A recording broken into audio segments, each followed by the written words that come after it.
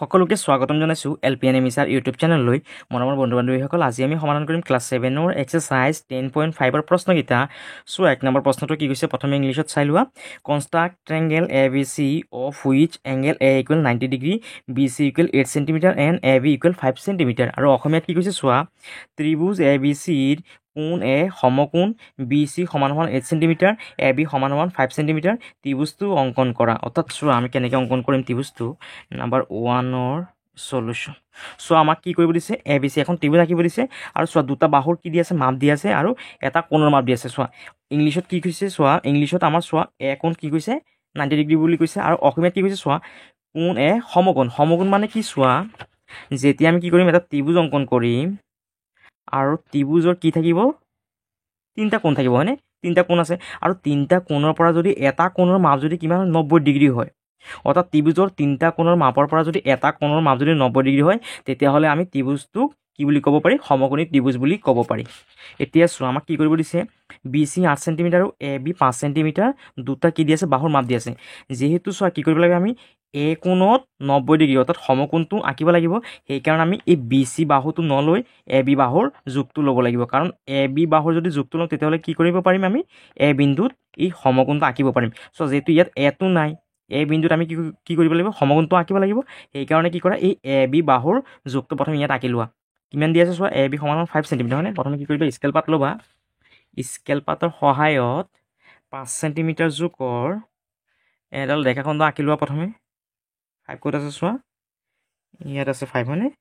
এই 5 সেণ্টিমিটাৰ জোখৰ এডাল কি কৰা, ৰেখাখণ্ড আঁকি লোৱা আৰু ইয়াত লিখি দিয়া যে 5 সেণ্টিমিটাৰ। আৰু এই ৰেখাখণ্ডটোৰ নাম কি আছে চোৱা, AB হয়নে। অৰ্থাৎ এই বিন্দুটোক আমি এ বুলি ধৰি লৈছোঁ আৰু ইয়াত থকা বিন্দুটোক আমি বি বুলি ধৰি লৈছোঁ। তাৰপিছত কি কৈছে চোৱা, কৈছে এ কোণ এ = কি, সমকোণ। সমকোণ মানে কিমান, 90 ডিগ্ৰী। এতিয়া কি কৰিবা, এই কোণমান যন্ত্ৰখন ল'বা। কোণমান যন্ত্ৰখনৰ সহায়ত আমি কি কৰিম, এই আঁচটোৰ চিধা হোৱাকৈ অৰ্থাৎ ওপৰত কি কৰিম, এই আমাৰ কোণমান যন্ত্ৰখনৰ এই তলত থকা আঁচডাল চিধাকৈ বহাম আৰু এই বিন্দুটো আমি এ বিন্দুৰ ওপৰত ধুনীয়াকৈ বহাই ল'ম। তাৰপিছত আমি কি কৰিম, 90 ডিগ্ৰী এটা কোণ অংকন কৰিম। 90 ক'ত আছে চোৱা, ইয়াত হ'ল 10, 20, 30, 40, 50, 60, 70, 80, 90, 90 ইয়াত আছে হয়নে। ইয়াত কি কৰা, এটা ফুট দিয়া। এতিয়া কি কৰা, এই বিন্দু দুটাক স্কেলৰ সহায়ত লগ লগাই দিয়া, আৰু এই চাইডে যে আমি যে ৰেখাখণ্ডটো আঁকিলোঁ, ইয়াৰ নাম দিলোঁ আমি AX। আৰু ইয়াত আমি কিমান ডিগ্ৰী কোণ অংকন কৰিলোঁ, 90 ডিগ্ৰী হয়নে। ইয়াত লিখি দিয়া 90 ডিগ্ৰী। তাৰপিছত কি কৈছে চোৱা, কৈছে BC 8 সেণ্টিমিটাৰ। এতিয়া কি কৰিবা, স্কেল পাত ল'বা। স্কেল পাতৰ পৰা কি কৰিবা, 8 সেণ্টিমিটাৰ জোখৰ মাপ লোৱা। 8 সেণ্টিমিটাৰ জোখৰ মাপটো লোৱা। এইটো ক'ত আছে চোৱা, ইয়াত আছে হয়নে। 8 সেণ্টিমিটাৰ জোখৰ মাপটো লোৱা। ইয়াত 8 সেণ্টিমিটাৰ জোখটো ল'লোঁ আমি। এতিয়া চোৱা কি কৰিবা, যিহেতু কি কৈছে বি আৰু চি হয়নে, BC 8 সেণ্টিমিটাৰ। এই বি বিন্দু, যিহেতু চিটো আমাৰ ইয়াত নাই, এতিয়া এই বি বিন্দুটো কেন্দ্ৰ কৰি পেলাই কি কৰিবা, এই যে আমি কি কৰিছোঁ, ইয়াত যে এটা কি কৰিলোঁ, ৰেখাখণ্ড আঁকিলোঁ, ইয়াৰ ওপৰত কি কৰিবা, এটা বৃত্তচাপ আঁকিবা। আৰু চোৱা এই বৃত্তচাপটো ইয়াত কটাকটি কৰিছে হয়নে। এই ইয়াত যে কটাকটি কৰিছে, এই বিন্দুটোৰ নামটো দিলোঁ আমি চি বুলি দিলোঁ। এই ইয়াৰ বিন্দুটোৰ নাম আমি চি বুলি দিলোঁ। এতিয়া কি কৰা, এই বি বিন্দু আৰু চি বিন্দুটো স্কেলৰ সহায়ত লগ লগাই দিয়া। ইয়াত লগ লগাই দিয়ে আৰু ইয়াৰ চাপটো যে আমি আঁকিছিলোঁ, ইয়াৰ বাহুটোৰ মাপটো কিমান আছিলে চোৱা, 8 সেণ্টিমিটাৰ হয়নে। ইয়াত লিখি দিয়া যে 8 সেণ্টিমিটাৰ। আৰু এইখন হৈ গ'ল আমি আঁকিবলগীয়া ত্ৰিভুজখন। আৰু তোমালোকক যদি ইয়াৰ যদি অংকন প্ৰণালীটো যদি লিখিবলৈ কয়, তেতিয়াহ'লে চোৱা মই ইয়াত আগতীয়াকৈ অংকন প্ৰণালীটো লিখি ৰাখিছোঁ। তোমালোকে ইয়াৰ পৰা চাই ধুনীয়াকৈ অংকন প্ৰণালীটো লিখি দিব পাৰিবা। আৰু যদি তোমালোকক যদি অংকন প্ৰণালীটো যদি লিখিবলৈ নকয়, তেতিয়াহ'লে ইয়াৰ লিখাৰ আৰু দৰকাৰ নাই। তোমালোকে অকল কি কৰিবা, এই ছবিখন আঁকি দিবা। এইটো হ'ল আমাৰ 1 নম্বৰটোৰ আনচাৰ।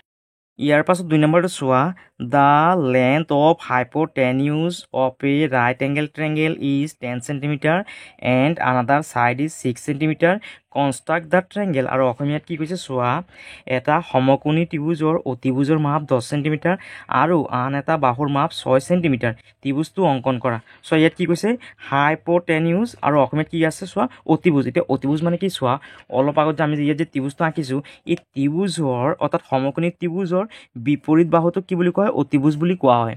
সমকোণী ত্ৰিভুজৰ বিপৰীত দিশত থকা বাহুটোক কি বুলি কোৱা হয়, অতিভুজ বুলি কোৱা হয়। এতিয়া চোৱা, যিহেতু আমাক কি দি আছে চোৱা, অতিভুজৰ মাপটো কিমান দি আছে, 10 সেণ্টিমিটাৰ আৰু আন এটা বাহুৰ মাপ কিমান দি আছে চোৱা, 6 সেণ্টিমিটাৰ। প্ৰথমে কি কৰিবা, স্কেলৰ সহায়ত কি কৰিবা 6 সেন্টিমিটাৰ জোখৰ এডাল কি কৰা ৰেখাখণ্ড আঁকি লোৱা 6 সেন্টিমিটাৰ হয়নে 6 টো ক'ত আছে ইয়াত আছে হয়নে 6 সেন্টিমিটাৰ জোখৰ এটা কি কৰা ৰেখাখণ্ড অংকন কৰি লোৱা ইয়াত লিখা আছে 6 সেন্টিমিটাৰ আৰু ইয়াত থকা বিন্দুটোক আমি এ বুলি ধৰি লৈছো ইয়াত থকা বিন্দুটোক আমি বি বুলি ধৰি লৈছো তাৰপিছত কি কৈছে চোৱা কৈছে যে এটা সমকোণী ত্ৰিভুজ যেহেতু কৈছে আমি কি কৰিব লাগিব যিকোনো এটা বিন্দুত কি কৰিব লাগিব আমি 90 ডিগ্ৰী এটা কোণ অংকন কৰিব লাগিব এটা কোণমান যন্ত্ৰখন ল'বা কোণমান যন্ত্ৰখনৰ সহায়ত কি কৰিবা এই বিন্দুটো এ বিন্দুৰ ওপৰত বহাবা আৰু এই কোণমান যন্ত্ৰৰ তলত থকা আঁচডালক এই আঁচডালৰ ওপৰত বহাই লোৱা ধুনীয়াকৈ বহাই লোৱা আমি কি কৰিম এতিয়া 90 ডিগ্ৰী কোণ অংকন কৰিম সো ইয়াৰ পৰা হল 0 10 20 30 40 50 60 70 80 90 92 ইয়াত আছে ইয়াত এটা কি কৰা ফুট দিয়া এতিয়া কি কৰিম স্কেলৰ সহায়ত এই বিন্দু দুটা এ বিন্দুটো আৰু এই বিন্দুটো কি কৰা লগ লগাই দিয়া এই বিন্দুটোক লগ লগাই দিয়া আৰু ইয়াত যে আমি ৰেখাখণ্ড আঁকিলো ইয়াৰ নাম হল এ এক্স তাৰপিছত কি দিয়া আছে চোৱা আৰু ইয়াত কি কৈছিলো আমি 90 ডিগ্ৰী কোণ আঁকিছিলো ইয়াত 90 বুলি লিখা তাৰপিছত কি আছে চোৱা অতিভুজৰ মাপটো কিমান দি আছে 10 সেন্টিমিটাৰ হয়নে এটা কি হ'ব চোৱা এই সমকোণী ত্ৰিভুজৰ বিপৰীত দিশত থকা বাহুটোৰ নাম কি হ'ব অতিভুজ আৰু অতিভুজৰ মাপটো কিমান আছে চোৱা 10 সেন্টিমিটাৰ হয়নে প্ৰথমে কি কৰিবা এই স্কেল পাত ল'বা স্কেলৰ পৰা কি কৰিবা 10 সেন্টিমিটাৰ জোখৰ মাপটো লৈ ল'বা 10 সেন্টিমিটাৰ জোখৰ মাপটো লোৱা সো ইয়াত 10 সেন্টিমিটাৰ হয়নে 10 সেন্টিমিটাৰ জোখৰ মাপটো ল'লো এতিয়া কি কৰিম আমি এই বি বিন্দুটো কেন্দ্ৰ কৰি পেলাই আমি যে ৰেখাখণ্ডটো আঁকিছো ইয়াৰ ওপৰত কি কৰিম এটা বৃত্তচাপ আঁকিম আৰু চোৱা এই বৃত্তচাপটো ইয়াত কটাকটি কৰিছে হয়নে আৰু এই বিন্দুটোক আমি নাম দিলো চি বুলি এতিয়া এই বি বিন্দু আৰু চি বিন্দুটো কি কৰে স্কেলৰ সহায়ত সংযোগ কৰি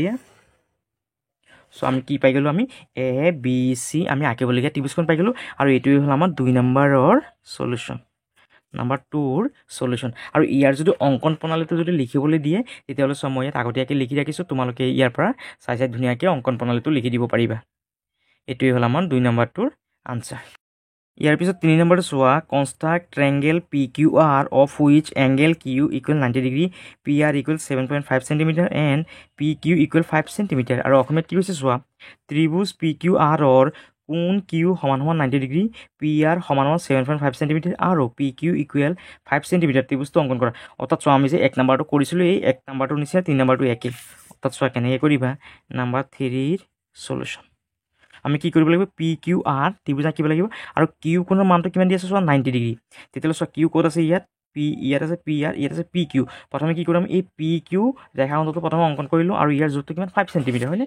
প্ৰথমে কি কৰিবা স্কেল পাত ল'বা স্কেল পাতৰ সহায়ত কি কৰিবা 5 সেন্টিমিটাৰ জোখৰ এটা প্ৰথমে কি কৰা ৰেখাখণ্ড অংকন কৰি লোৱা 5 টো ক'ত আছে ইয়াত হয়নে ইয়াত লিখি লোৱা যে 5 সেন্টিমিটাৰ আৰু এই বিন্দুটোৰ নাম ধৰিলো আমি P আৰু এই বিন্দুটোৰ নাম ধৰিলো আমি Q PQ 5 সেন্টিমিটাৰ আঁকিব দিছে চোৱা PQ কিমান আছে 5 সেন্টিমিটাৰ PQ আমি 5 সেন্টিমিটাৰ জোখৰ কি কৰিলো আমি ৰেখাখণ্ড অংকন কৰিলো তাৰ পিছত কি আছে চোৱা Q কোণ সমান 90 ডিগ্ৰী অৰ্থাৎ Q বিন্দুত আমি কি কৰিব লাগিব এই কোণমান যন্ত্ৰখনৰ সহায়ত 90 ডিগ্ৰী এটা কোণ অংকন কৰি লোৱা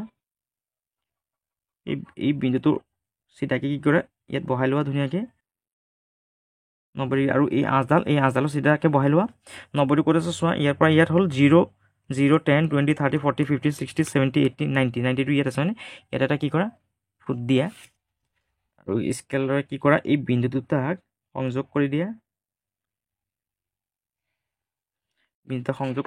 আৰু ইফালে যে আমি কি কৰিলোঁ ৰেখাখণ্ডটো আঁকিলোঁ ইয়াৰ নাম দিলোঁ QX তাৰপিছত কি আছে চোৱা যে PR কিমান 7.5 এতিয়া কি কৰিবা স্কেল পাত লোৱা স্কেলৰ পৰা কি কৰিবা 7.5ৰ 7.5 সেন্টিমিটাৰ জোখটো কি কৰা জোখটো লোৱা 7.5ৰ এটা আমি জোখটো ল'লোঁ 7.5ৰ এটা কি কৰিব লাগিব আমি অতিভুজটো আঁকিব লাগিব হয়নে এয়া কি কৰে এটা P বিন্দুটো কেন্দ্ৰ কৰি পেলাই এই আঁচডালৰ ওপৰত কি কৰা এটা বৃত্তচাপ আঁকা আৰু চোৱা এই বৃত্তচাপটো যে ইয়াত যে কটাকটি কৰিছে ইয়াৰ নাম দিলোঁ আমি